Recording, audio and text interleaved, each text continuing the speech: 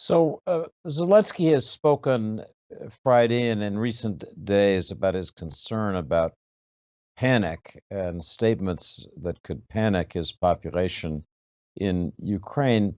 But I want to ask you whether it's possible that the U.S. and NATO are getting their signals crossed in this sense. We want to scare and deter the Russians to prevent them from invading, and we want to reassure the Ukrainians. But you sometimes wonder if we're doing the opposite. We're scaring the Ukrainians and in some odd ways maybe reassuring the Russians.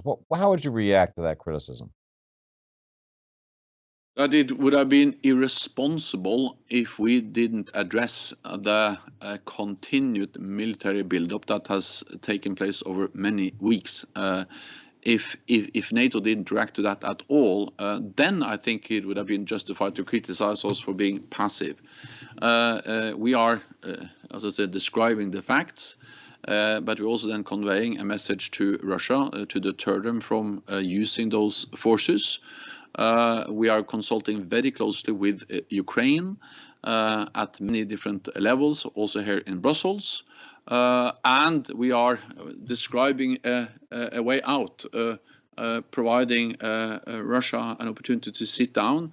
And we met recently in the NATO-Russia Council. We didn't agree, but at least that was a sign or a step in the right direction to de-escalate and to find a political solution. But again, for NATO not to respond to the biggest military buildup in Europe since the end of the Second World War, and actually this is also in Belarus and also not so far from NATO borders, that would have been impossible, especially since this buildup is met with direct threats, also threatening rhetoric towards NATO allies. They are asking us to give up core principles for NATO, the right for every nation to choose its own path, and the right for NATO to defend and protect all allies. They want actually also move out all troops and all infrastructure from all NATO allies that joined NATO after 1997, meaning almost half our members. There will be some kind of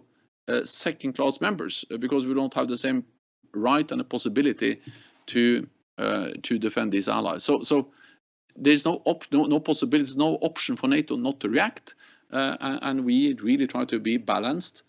We convey a message of deterrence, but also a message of dialogue, and again, we really urge Russia to choose the path of dialogue.